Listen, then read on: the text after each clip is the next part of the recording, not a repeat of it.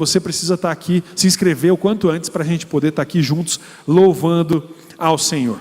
Eu estava no meio da minha apresentação, sou o Diogo Teixeira, essa aqui é Eveline Teixeira, né? Eu tenho o prazer de dividir a casa com essa esposa maravilhosa que Deus me deu há 15 anos, né? Fazemos 16 anos de casado nesse ano, e tem sido muito especial tudo que Deus tem ministrado, derramado sobre as nossas vidas. Hoje nós não vamos pregar sobre relacionamento, que é o que a gente faz lá nos Jovens Casais. Se você quiser ver isso, você tem que vir lá dia 12. Mas a gente vai juntos aqui ser ministro de Deus nesse tempo, amém? Amém. Bom, então o Diogo me apresentou, boa noite a todos vocês. Então eu me chamo Eveline e tem sido uma alegria mesmo para nós como família. Contar aquilo que Deus tem feito na nossa casa e através também da nossa família. E eu quero começar já contando um caos para vocês. Quem vai nos nossos cultos ou quem já ouviu a gente pregar, sabe o quanto a gente gosta de contar causos reais, né? E a gente conta os nossos mesmo, aquilo que Deus já tratou em nós. Nós nos sentimos livres muitas vezes para compartilhar, para edificar também a igreja. Porque Deus nos diz que a gente precisa compartilhar aquilo que Ele tem feito na nossa vida. Bem, o Diogo não comentou. Normalmente ele fala, eu deixei ele falar, mas não falou, então eu vou falar. Nós dois somos inférteis, clinicamente, né? Pela ciência aí nós precisamos de um tratamento específico, que é a fertilização in vitro. E Deus, na sua soberania, Ele vai contra a ciência também, né? E Ele faz abundantemente além daquilo que a gente pode pensar, imaginar. Depois de 10 anos, nós tivemos a alegria de ter, através de um tratamento, o Miguel, que hoje vai fazer 4 anos esse ano. E aí, de uma maneira sobrenatural, Deus nos presenteou com a Helena o ano passado, que foi, né, o que o Diogo contou aqui, que ele deu uma mexida em mim. Eu estou tentando me recompor ainda, mas a Helena chegou para trazer ainda mais alegria para a nossa casa. E por que é que eu estou contando isso? Porque durante o tempo de espera do Miguel, nós ouvimos muitas coisas, recebemos muita oração, muita profetada também. Nós vivemos muitas coisas nesse tempo de espera. Mas uma história aí me marcou e eu quero compartilhar com vocês, que foi, eu fazia psicologia na época, e nós tínhamos um grupo de amigos, assim, eles, né, não eram cristãos, não conheciam a Deus da maneira como eu conhecia. E aí um dia lá, né, uma amiga chegou super animada. Eu vi no salão o caso de uma moça que ela foi num tal lugar, falou com tal pessoa e de uma maneira, né, utilizou ali uns métodos holísticos. E a moça que queria engravidar ficou grávida. E ficou grávida de gêmeos. E eu, puxa vida, né? Que interessante. E além então, eu acho que você deveria ir nesse lugar também. Porque assim, Eve, eu vejo que você serve a Deus, que você está sempre na igreja, que você, né, ama a Deus, você fala de Deus. Mas assim, por que Deus não te deu ainda um filho? Por que você, né, tenta e chora muito por causa disso e tudo mais? Eu acho que você deveria mudar de ideia, né? Deveria fazer e ir nessa mulher aí que ela pode te ajudar. E eu fiquei muito triste, porque eu falei, puxa, essa pessoa não entendeu absolutamente nada do que eu estou falando para ela há tanto tempo. E eu respondi, eu falei até no primeiro culto que as minhas expressões faciais, elas são muito transparentes. Aquilo que eu não falo, o meu rosto diz, né? Diz por mim. E isso não é bom às vezes, mas tudo bem. Então eu acho que ela percebeu, né, na minha aparência ali, que eu não fiquei feliz. E eu falei, olha, eu não sirvo a Deus para que Ele me dê um filho. Eu sirvo a Deus porque eu amo, porque eu acredito no que Ele fez por mim. E mesmo que Ele não me der, Ele continua sendo Deus. Se Ele me der, Ele é Deus. E isso tem um tempo dele, não tem a ver comigo, tem a ver com a graça dele, com a glória dele. E Ele não me deve absolutamente nada, quem deve sou eu. Eu preciso servir e amar Ele com tudo que eu tenho, e ainda assim é pouco. Você quer viver algo novo de Deus em 2026? Acho que não. Não quer. Alguém quer viver algo novo em 2026? Amém. Eu também quero viver algo novo. Então eu tenho um recado para você, de Deus. Pare de flertar com as coisas que não te levam até o Senhor. Fixe os seus olhos naquele que te prometeu a vida eterna. Pare de achar que Ele é o gênio da lâmpada e que Ele vai realizar todos os seus desejos em 3 segundos. Porque Ele não vai fazer isso, Ele não te deve nada. Ele já deu para você. E a vida com Cristo é rodeada de 2 coisas. Eu quero que você repita comigo: renúncia e relacionamento. Amém. Vamos abrir a palavra de Deus lá em Atos, capítulo 1, comecinho do texto. Atos dos Apóstolos, capítulo 1, versículos de 6 a 8. Você trouxe sua Bíblia de papel? Levanta aí para eu ver, por favor. Cadê? Bênção, bênção demais. A gente vai ler na NAA, tá? Nova Almeida Atualizada. Atos 1, 6 a 8 vai dizer o seguinte: então os que estavam reunidos com Jesus lhe perguntaram: será este o tempo em que o Senhor irá restaurar o reino a Israel? Jesus respondeu: não cabe a vocês conhecer tempos ou épocas que o Pai fixou pela sua própria autoridade, mas vocês receberão poder ao descer sobre vocês o Espírito Santo, e serão minhas testemunhas tanto em Jerusalém como em toda a Judeia e Samaria até os confins da terra. Vamos orar mais uma vez?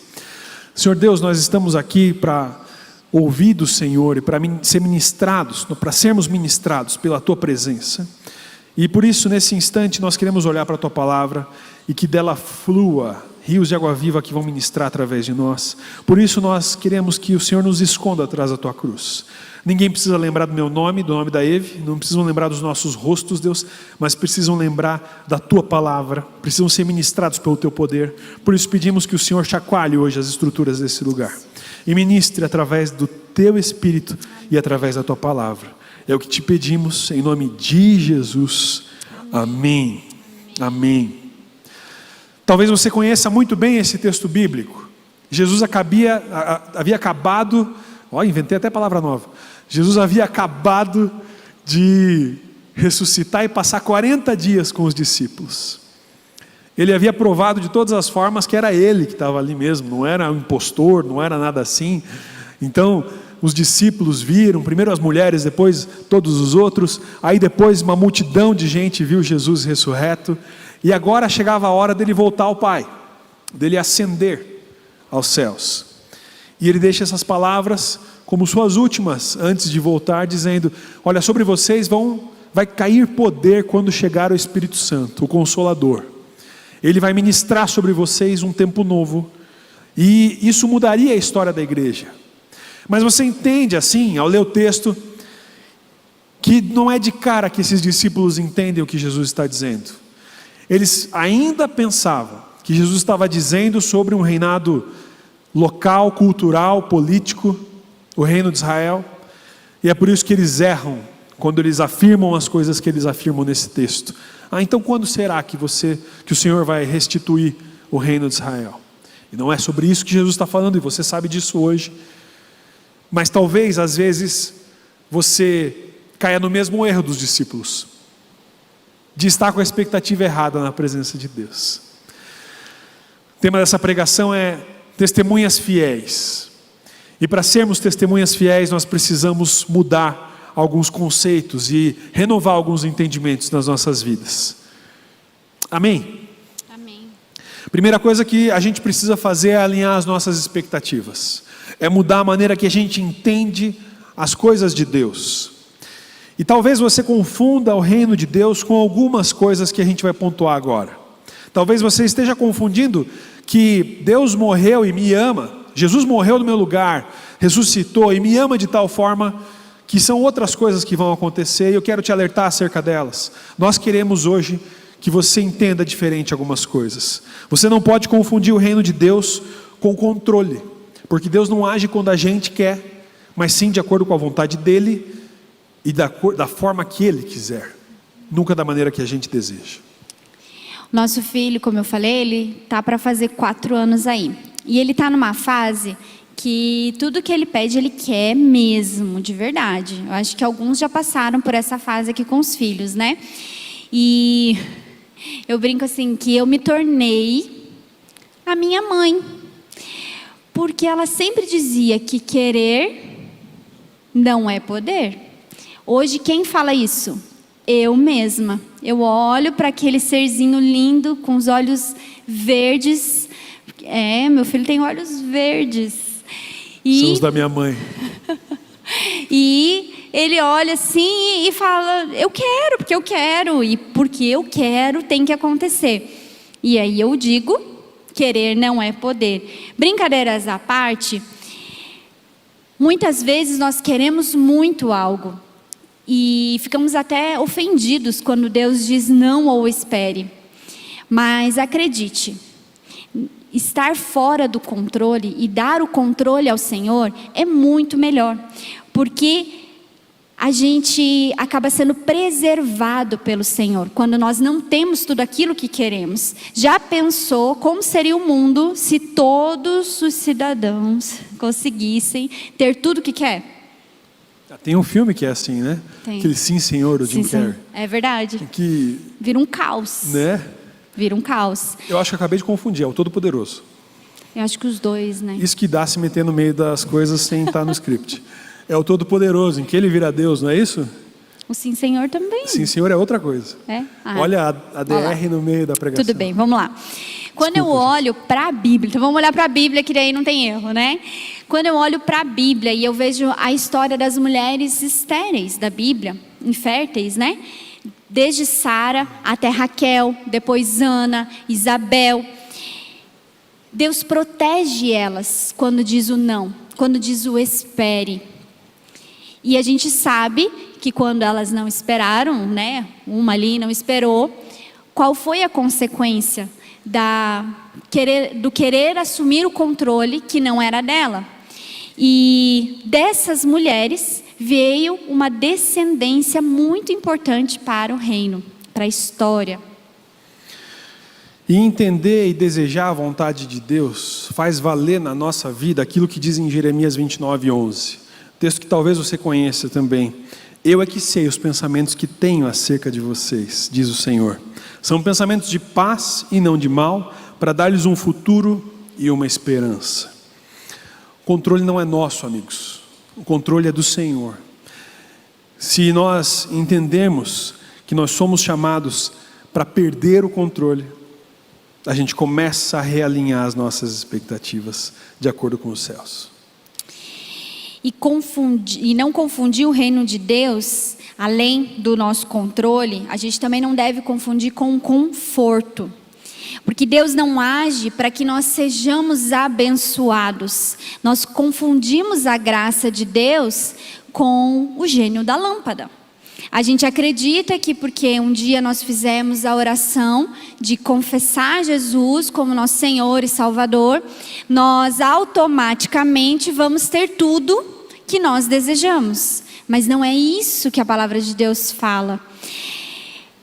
No livro Família em Meio à Tormenta, o autor Russell Moore nos confronta com a verdade sobre a cruz.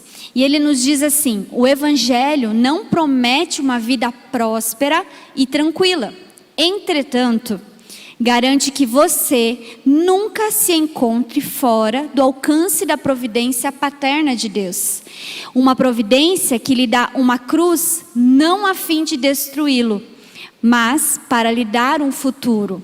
E eu sugiro que vocês leiam esse livro, porque ele fala muito, nos confronta muito com isso, do que a gente imagina que é a cruz, né? De só graça, só de ganhar as coisas, de ser abençoado, de ser próspero. E ele nos confronta em amor com relação a isso.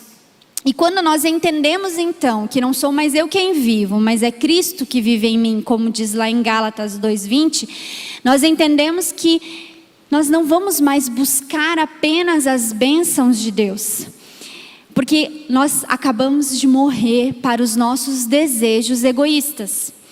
Ou nós entendemos que servimos a um Deus que tem o controle, que tem toda a soberania, ou nós escolhemos caminhar com o diabo, porque um é o oposto do outro. Não tem como a gente ficar no meio. Ou você serve a Deus, ou você serve ao diabo. Ou a gente entrega tudo ao Senhor, tudo aquilo que nós queremos, tudo aquilo que nós somos, ou nós vamos dar voz ao diabo em viver pela nossa carnalidade. E por último, esse alinhamento passa pelo nosso ego.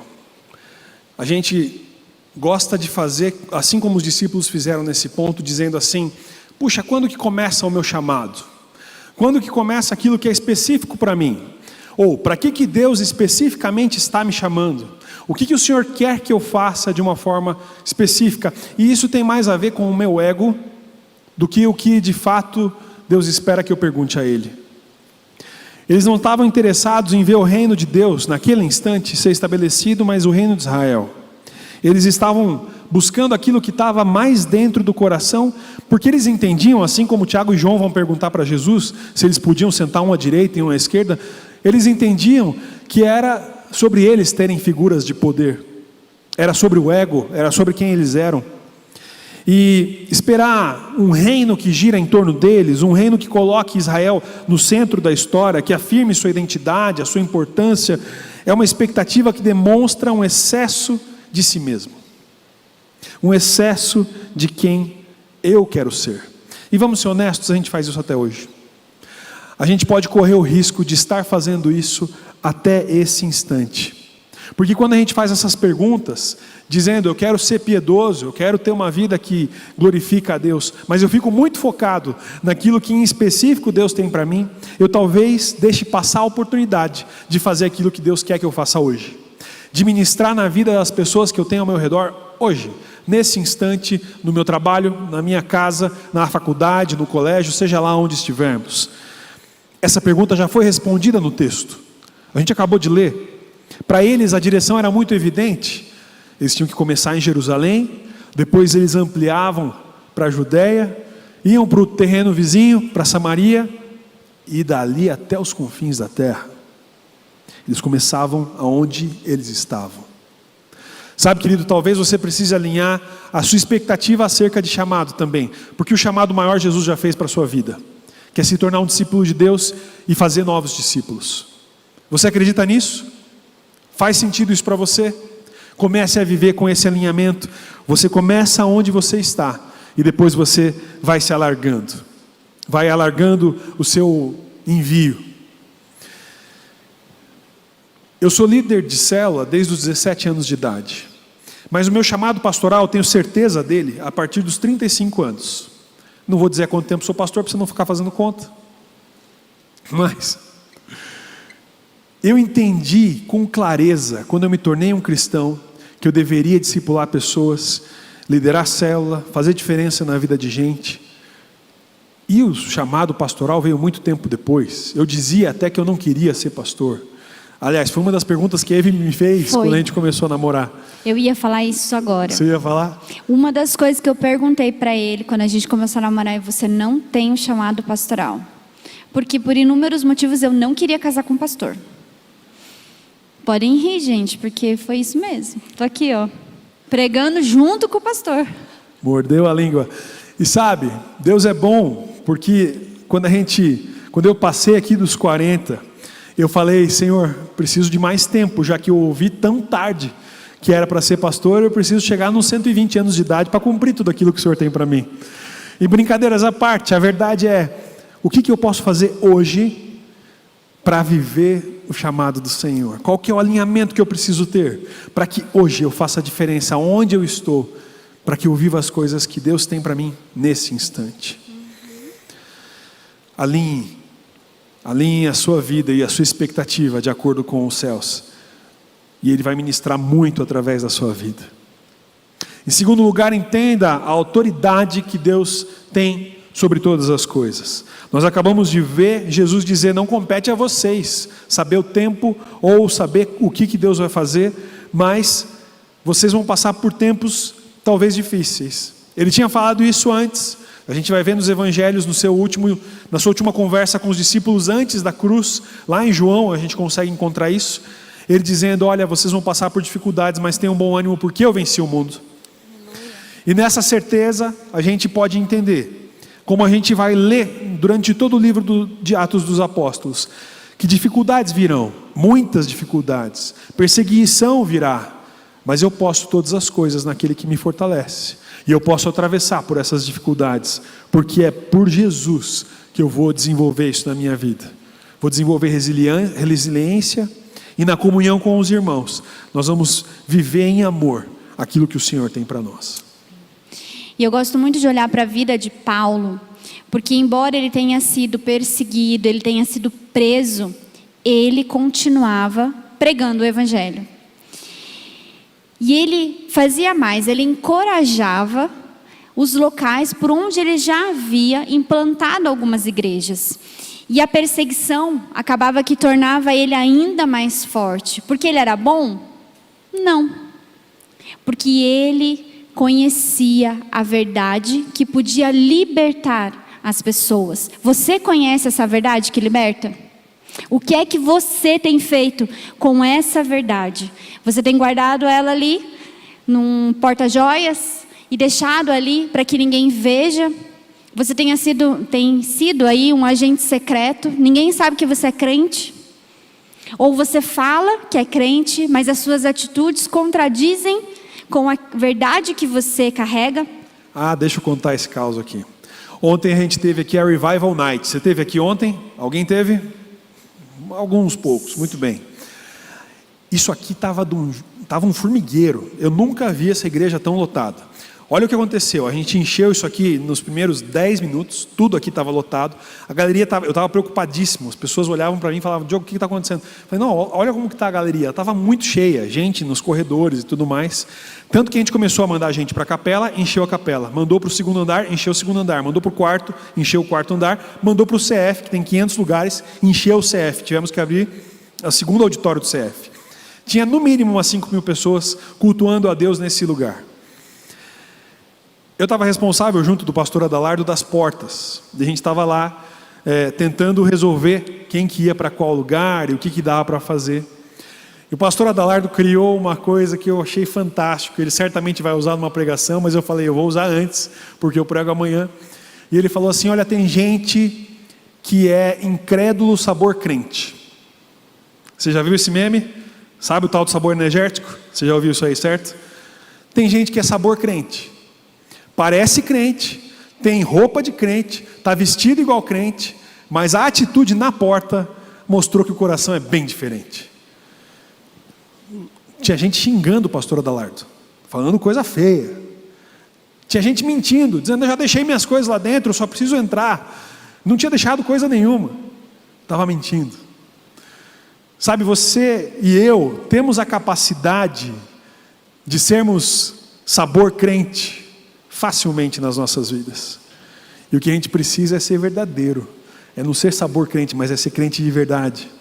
É ser alguém que faz a diferença da maneira que estiver e que vive por completo. Olha o que interessante o que Paulo vai dizer em 1 Coríntios 15, 58. Ele diz: portanto, meus amados irmãos, sejam firmes, inabaláveis e sempre abundantes na obra do Senhor, sabendo que no Senhor o trabalho de vocês não é vão. Eu não faço ideia de qual é a sua realidade. Eu conheço alguns de vocês talvez, mas a imensa maioria eu sei que não.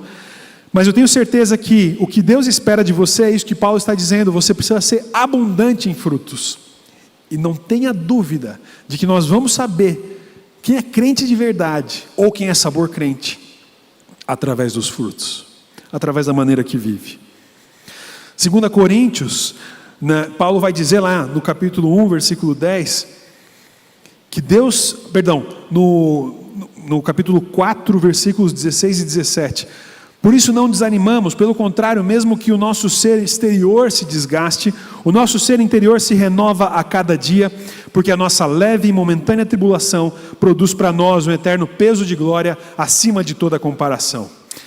Meu amigo, ficar travado na porta é o menor dos seus problemas. O problema é eu não estar cumprindo como testemunha fiel aquilo que Deus tem para mim.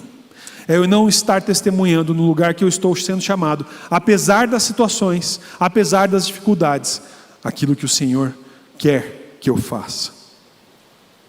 Precisamos estar abertos para aquilo que Deus também quer redirecionar. Se a gente olhar aqui o texto por completo, se você ler o Atos dos Apóstolos por completo, você vai ver que Deus está redirecionando o seu povo a cada instante, de acordo com aquilo que Ele precisa dar de direção, para que eles vivam a totalidade do que Deus tem para eles. A gente vê que eles começam buscando a Deus para escolher um sucessor de Judas Iscariotes. A primeira coisa que eles dizem é: Jesus escolheu 12, um tirou sua própria vida, precisamos repor para que a gente possa começar os trabalhos. E aí, através de várias situações em oração, eles vão para Matias. Depois a gente vê que Pedro, ele havia se escondido lá no julgamento de Jesus, na casa do sumo sacerdote. Ele estava lá escondido, tentando se aquecer, vendo de longe o que estava acontecendo. E quando chamam: você estava andando com Jesus, o que ele fala? Sou eu não? Fui eu não? Mostra sabor crente. Não, sou eu. Ele nega a Cristo. Mas agora, aqui no começo do livro de Atos, a gente vê Pedro com ousadia pregando a palavra, pregando o evangelho e apontando para os sacerdotes, dizendo: o Jesus que vocês crucificaram, esse era filho de Deus, e as boas novas de salvação são que ele morreu por toda a humanidade. Depois eles têm que repensar o trabalho como igreja, e eles precisam escolher os diáconos, porque os líderes ali, os apóstolos, não davam conta de abençoar todas as pessoas. Então eles escolheram os diáconos para servir as mesas, aquele que serve, é isso que significa essa palavra no grego. Tantas coisas acontecem. Deus chama, o Espírito Santo chama Barnabé e Paulo para fazer a primeira viagem missionária, que vai expandir muito o evangelho. Tantas coisas especiais acontecem, sabe? Os primeiros cristãos estavam completamente abertos e reverentes à autoridade de Deus e à sua presença, e se ele fizesse algo diferente, eles recebiam aquilo e se reprogramavam para viver aquilo que Deus tinha para eles naquele instante. E a progressão da igreja, do desenvolvimento, acontecia na medida que os cristãos estavam abertos para o mover de Deus, para o novo de Deus. E deixa eu te falar, tem coisas na sua vida que só vão acontecer quando você estiver aberto ao redirecionamento do Senhor. Enquanto você diz, sabe aquele que você dá, você vai entregar, em vez de você entregar, você fica aqui... Eu entrego mais ou menos, deixa aqui eu no controle. Você não vai viver esse algo novo, você não vai ser redirecionado por Deus. Qual é a vontade que está prevalecendo hoje na sua vida? Você percebe Deus te redirecionando dia após dia?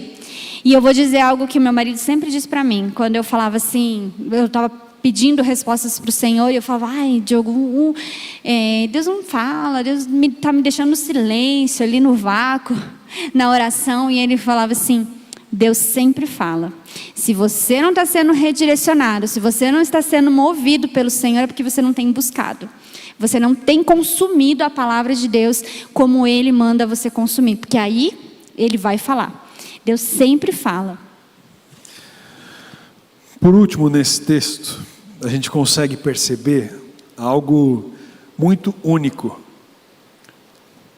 Existe uma transformação semântica que acontece com essa palavra que Jesus usa aqui, testemunhas. A palavra no grego é martis. Martis significa essa testemunha jurídica. É a testemunha de um tribunal. E naquela época, se a gente olhar a lei que está na Bíblia, a gente vai ver, no Antigo Testamento, que precisava de 2 testemunhas para dar informações acerca de qualquer queixa que houvesse num tribunal. E nos Romanos também existiam essas testemunhas, por isso que tem martis aqui. A testemunha judicial é alguém que viu, alguém que fala sobre aquilo que viu, aquele flagrante, e que não pode voltar atrás na sua palavra. Ela não pode simplesmente dizer: acho que não foi bem assim do que eu acabei de falar, talvez eu tenha me enganado. Não, você já deu o seu testemunho, então agora aquilo é verdadeiro. Nós somos convidados para ser esse tipo de testemunha, que não é apenas uma função, que não cumpre apenas um papel, mas que recebe uma identidade. Eu não tenho como ser uma testemunha, às vezes, ou eu sou testemunha o tempo todo, ou eu não sou testemunha. E à medida que a gente vai vendo o texto se transformando, o texto discorrendo, e a gente vai lendo na Bíblia, toda vez que a gente vê as testemunhas, elas têm a ver com um novo significado. Esse significado vai se transformando também. E é a última vez que a gente vai ver essa palavra, lá no Apocalipse, a gente vai ver que o sangue das testemunhas, ele está perante a visão de João. Ele vê sangue de testemunhas. E o que isso quer dizer? Qual que é o impacto que isso tem para as nossas vidas hoje? O que isso tem de diferente que pode nos fazer imaginar que algo aqui vai mudar? Lucas escreve o texto de Atos depois que as coisas aconteceram. Então, à medida que ele vai escrevendo, ele sabe que já mudou, essa palavra já foi transformada de simplesmente testemunhas para algo mais, porque ele sabe que Estevão vai morrer, e à medida que ele vai escrevendo, ele está descrevendo a morte de Estevão. Ele sabe que Tiago vai ser executado, o irmão de João. Ele vai ser levado ao fio da espada, porque é crente, porque é cristão. Ele sabe que Paulo vai ser preso, e embora não esteja no texto bíblico, a gente sabe que Paulo é executado também em Roma. Quando Lucas está escrevendo Atos, Martes já começa a se transformar naquilo que você talvez já tenha entendido pelo som da palavra. Testemunhas viram mártires. Testemunhas viram mártires. É por causa de Estevão que a gente vê isso começar a acontecer. E Lucas descreve de forma fiel um testemunho, dizendo que essa morte começa a caminhar com todo aquele que é cristão. Morrer por Cristo, se tornar mártir, é o seu testemunho final. É a última coisa que você vai fazer. E não chega no fim da vida. Começa hoje. Talvez já tenha começado, e glória a Deus por isso. Os cristãos continuam usando mártires para testemunhas, mas eles passam a usar, os primeiros cristãos, de uma forma mais enfática para experienciar a morte. Então, se torna testemunha de Cristo, para testemunha fiel, para testemunha que morreu por não negar a Cristo. É isso que significa essa palavra na cabeça de um cristão do primeiro século. Se ele escuta mártires, é aquela testemunha que foi fiel até o fim, e um fim de morte.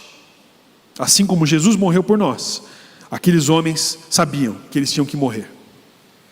No segundo século a gente vê alguns mártires também. A gente chama eles de pais apostólicos. Eles são a descendência dos apóstolos, os discípulos dos primeiros apóstolos. E aí a gente vê lá Inácio de Antioquia, Policarpo de Esmirna, Justino, o mártir. Veja, é tão importante ele ser martirizado que isso se torna o apelido dele depois que ele morre. Mas eles ficam conhecidos porque selaram o seu testemunho através da sua vida entregue por isso. E sabe, eu gosto muito da história de Policarpo. Eu lembro de ainda adolescente ter lido sobre Policarpo e aquilo ter me impactado poderosamente. Além de tudo aquilo que a gente encontra na Bíblia, o primeiro mártir sendo Estevão, eu lembro que ter lido a história de Policarpo de Esmirna me impactou poderosamente. E eu quero já chamar aqui o pessoal do louvor para a gente adorar a Deus daqui a pouco. Sabe, Policarpo foi testemunha, foi apóstolo, discípulo diretamente de João, que era o discípulo amado, né? Um dos 12. Ele foi o único que morreu na sua velhice, dos 12 apóstolos, e ele passou tudo que conhecia para Policarpo. E aí é interessante, porque quando a gente vê o relato da morte de Policarpo, a gente vê que os cristãos que estavam na casa, ele já era idoso, muito idoso, e os cristãos que estavam ali na casa disseram: Policarpo, é hora de fugir. E ele fala: não, eu quero saber o que esses soldados têm para dizer para mim. Fala: foge, foge, insistem, e ele prefere ficar. E aí a gente vê que Policarpo é levado pelos soldados, mas antes disso ele diz: olha, eu só quero comer alguma coisa, e eu quero ficar 1 hora em oração, vocês me permitem? Os soldados permitiram, e ele orou durante 1 hora, e no fim daquela hora aqueles soldados já estavam arrependidos de terem ido buscar aquele homem de Deus. E finalmente o levam até o estádio, e na presença do governador romano, esse governador pergunta: Policarpo, você já é idoso, você só precisa renunciar a Cristo e você vai ser livre da morte, você vai ser livre da execução. E a resposta de Policarpo, me impactou na minha adolescência e me impacta até hoje. Eu lembro que eu li essa resposta e eu falei: eu quero ser um idoso que diz isso, que pode afirmar isso. Quando confrontado, eu quero ser um jovem que pode dizer isso, um adulto que fala essas coisas. A resposta de Policarpo foi: para o governador romano que ia executá-lo: há 86 anos eu o sirvo a Cristo, e ele não me fez mal nenhum. Como posso eu blasfemar contra o meu rei e o meu Salvador? Aquele senhor idoso, ele perde a sua vida naquele instante, mas o seu testemunho ecoa ao longo das eras. Eu quero te dizer que talvez você não precise morrer fisicamente, talvez você não precise perder a sua vida física, mas ser testemunha é ser mártir. Ser testemunha é perder alguma coisa. As testemunhas fiéis não voltam atrás, porque o chamado do cristão significa se entregar por completo. Nem todos aqui, como o Diogo disse, vão morrer fisicamente por Jesus, mas todos nós vamos precisar morrer para alguma coisa, para o nosso conforto, para a nossa segurança, para o controle, para uma fé que só cabe no sábado e no domingo. A pergunta do texto não é: você morreria por Jesus? Mas a pergunta mais sincera e mais íntima é: o que em você ainda precisa morrer para que o reino de Deus avance através de você? O pastor Nassif, um dos últimos cultos que ele pregou, ele falou uma frase que me impactou muito: Deus não abre o mar para indecisos. Vir aos cultos, mas não buscar a Deus na sua intimidade todos os dias, é muito pequeno. Às vezes a gente vem aqui e não conhecemos as músicas, a gente não sabe como louvar a Deus, a gente não sabe como orar, mas durante a semana você consome, você alimenta a sua alma com coisas que não revelam o caráter de Deus. Está na hora da gente tomar algumas decisões. Não dá mais tempo para a gente ficar ali em cima do muro. Até porque, como eu disse no início, ou nós estamos de um lado, ou nós estamos do outro. Não tem como servirmos a dois senhores ao mesmo tempo. Está na hora de você tomar uma decisão. Semana passada teve uma passeata lá, que foi de Minas Gerais até Brasília. Você certamente acompanhou isso. Esse não é um comentário político, é uma ilustração, entenda isso muito bem. Eu não vou dar opinião nenhuma sobre o que aconteceu ou os motivos pelo qual isso aconteceu. Mas você deve ter visto que caiu um raio nessa passeata. Você viu isso? Muita gente foi atingida. A gente assistiu isso do conforto da nossa casa. O Evangelho é sobre eu estar disposto a fazer o que for preciso. E se eu passar por um raio que cai sobre mim, eu não vou deixar de testemunhar. Eu vou viver aquilo que Deus tem para mim. Eu não quero nunca ser o espectador das coisas. Eu quero ser aquele que faz a diferença, o agente de transformação. E através de mim, o Espírito Santo vai agir aonde quer que eu esteja. Então eu não sei qual que é a vida que você tem levado, mas o convite que o Espírito Santo tem hoje para você é: deixe aquilo que você precisa deixar, para que Ele tome o controle e Ele faça você se tornar a testemunha fiel que você precisa ser hoje, aonde quer que você esteja.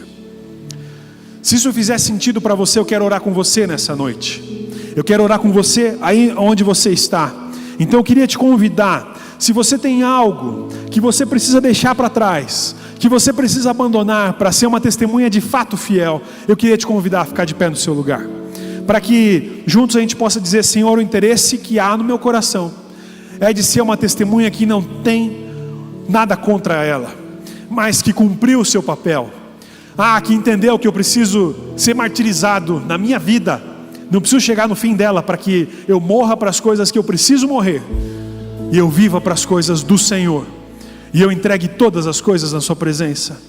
Se você quiser orar dessa forma, esse é o instante que nós vamos orar por isso. Quero orar por você. Senhor Deus, obrigado porque nós estamos aqui na sua presença, entendendo do Senhor coisas especiais, entendendo que nós precisamos viver de forma diferente, que nós precisamos te glorificar em todas as coisas, precisamos morrer para quem somos, para que o Senhor apareça e para que o Senhor faça a diferença na minha vida. Obrigado porque nós já temos ouvido sobre isso. Nós temos nesse mês de janeiro entendido que o Senhor tem coisas especiais para nós, tem coisas maravilhosas para fazer. Quer que a gente viva com poder, com amor, sim, com todas as coisas. Mas nós precisamos morrer para as nossas vontades, morrer para as coisas que ainda existem em nós, que não estão de acordo com a visão que o Senhor tem para a gente. Por isso, eu e os meus irmãos aqui, nós queremos dizer: Senhor, nos ajuda a deixar tudo aquilo que não te glorifica, para que o Senhor seja exaltado em nossas vidas. Se isso significa pecado na vida de alguns meus irmãos, Pai, que eles possam confessar os pecados uns aos outros para serem curados, como diz Tiago 5,16. Se forem ideias, se forem ideologias, se forem pensamentos, Senhor, ajuda, como diz lá em Efésios 4, a quebrar sofismas, quebrar a altivez dos pensamentos humanos, para que a gente possa chegar aonde o Senhor deseja, para que a gente possa viver de acordo com aquilo que o Senhor deseja, Senhor. Se tem coisas que precisamos abandonar, que são caras para nós, coisas às quais nós nos apegamos, nos ajuda a fazer isso. Se tem relacionamentos errados que precisamos tirar da nossa vida, nos ensina, Senhor, e nos dá ousadia para que possamos viver isso. Nos ensina a viver a totalidade do Evangelho para a Tua honra e para a Tua glória. É o que nós oramos em nome de Jesus. Amém. Amém. Mas eu tenho mais uma oração para fazer aqui nessa noite, porque pode ser que eu literalmente tenha falado grego e que você não tenha entendido nada do que eu preguei, porque isso ainda não faz sentido para você, porque Espírito Santo, Jesus, Deus, são palavras que ainda são estranhas, porque você nunca entregou a sua vida a Jesus. Eu quero te dizer que esse amor que nos traz até aqui, e alguém talvez tenha te convidado para estar aqui, esse amor quer transformar a sua vida por completo. E se você disser sim para esse amor hoje, existe um novo tempo para você viver após isso. Existe um novo momento para você viver. Quero convidar a equipe aqui para estar aqui à frente, porque pode ser que você tenha entendido que é momento de mudar de vida e de viver uma vida nova. Se for assim, nós queremos orar com você. Eu queria te convidar a levantar a sua mão do seu lugar, dizendo: eu não quero mais viver no erro, mas eu quero viver para Jesus. Existe alguém aqui que gostaria de fazer essa oração? Eu não quero mais viver da maneira que eu vivia, mas eu quero viver para Cristo. Eu quero mudar os meus pensamentos, as minhas ideias, a maneira que eu tenho agido. Eu quero me entregar por completo. Se houver alguém, levanta a sua mão do seu lugar e nós vamos orar com você. Glória a Deus por isso. Se você quiser vir até aqui, nós queremos orar aqui na frente, nesse instante. Senão você pode ficar no seu lugar e repetir comigo: Senhor Jesus, eu não posso mais viver da maneira que eu vivia. Eu quero andar de uma nova forma. Eu quero andar de uma forma que glorifica ao Senhor e que agrada ao Senhor. Eu não sei como viver isso, eu não sei o que isso significa, mas eu quero me entregar ao Senhor. Então recebe a minha vida, ó Pai, na sua presença. Eu quero viver um novo tempo em que o Senhor é Senhor e Salvador, e em que eu sou transformado pela Tua presença e pelo Teu poder. Toma a minha vida nas Suas mãos em nome de Jesus. Amém. Amém. Glória a Deus. Você pode aplaudir o Senhor? Glória a Deus. Ele é bom, Ele transforma a nossa vida e Ele ministra em nós de tal forma que Ele transborda. Se você acredita nisso, nós vamos cantar juntos. Vamos continuar glorificando a Deus em nome de Jesus.